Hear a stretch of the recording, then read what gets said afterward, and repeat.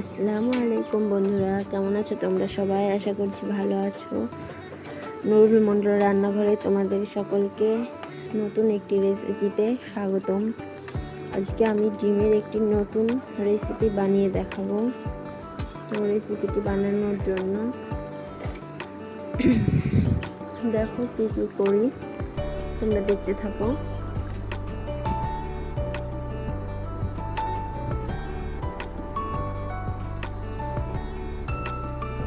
প্রথমে এখানে একটি বাটিতে অল্প পরিমাণে তেল ভালোভাবে মাখিয়ে নিয়েছি এবং একটি ডিম ফাটিয়ে দিয়েছি, পরিমাণ মতো লবণ, পরিমাণ মতো হলুদের গুঁড়া, কাঁচা লঙ্কা কুচি দিয়ে ভালো মতো ফাটিয়ে নেব।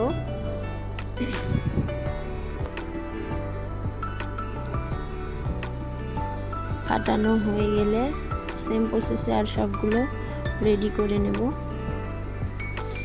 আমি এখানে একটি বোলের মধ্যে পরিমাণ মতো জল দিয়েছি, জলটি গরম হয়ে এলে বাটিগুলো দিয়ে দেব।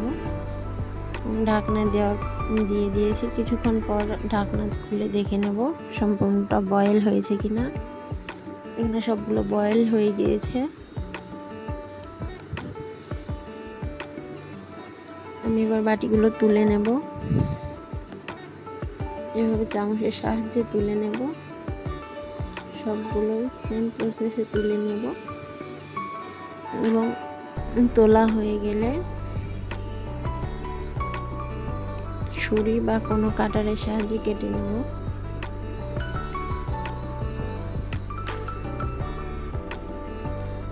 দেখুন কতটা সফট হয়েছে। এখানে কড়াইয়ে পরিমাণ মতো সরিষার তেল দিয়েছি সিদ্ধ করে রাখা ডিমগুলো ভাজি করে নেওয়ার জন্য। হালকা করে ভেজে নেব, খুব একটা গাঢ়ও করব না, খুব একটি হালকাও থাকবে না, মাঝামাঝি অবস্থানে রাখবো ভাজাগুলো।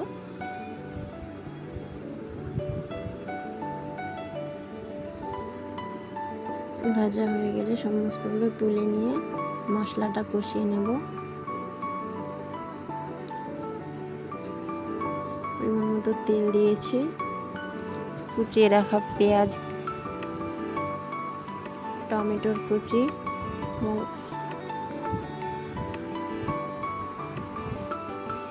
সমস্ত রকম মশলা ভালোভাবে কষিয়ে নেব।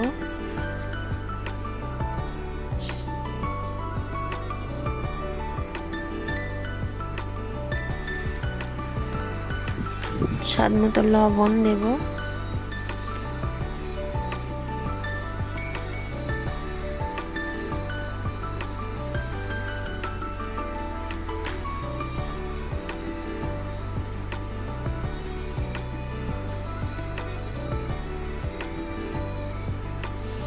ভালোভাবে মাখিয়ে নেব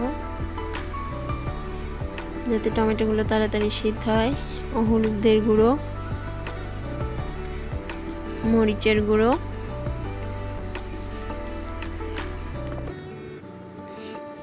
টক দই,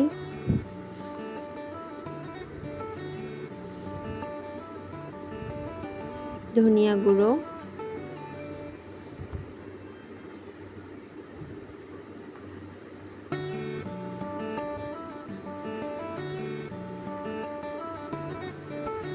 ভালোভাবে মাখিয়ে নেব আবারও। এবার দেব জিরার গুঁড়ো,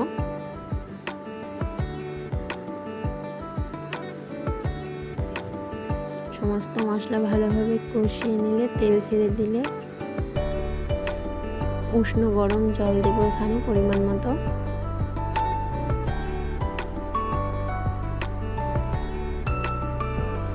বলক উঠে এলে ভেজে রাখা ডিমগুলো দিয়ে দেব।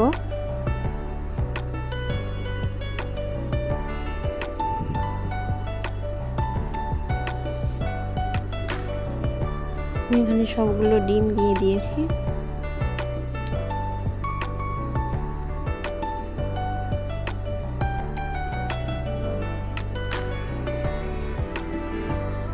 দেখুন আমার সম্পূর্ণ রান্নাটা রেডি হয়ে গিয়েছে। কত সুন্দর হয়েছে, খেতেও কিন্তু দারুণ হয়েছিল। ধন্যবাদ আমার ভিডিওটি দেখার জন্য।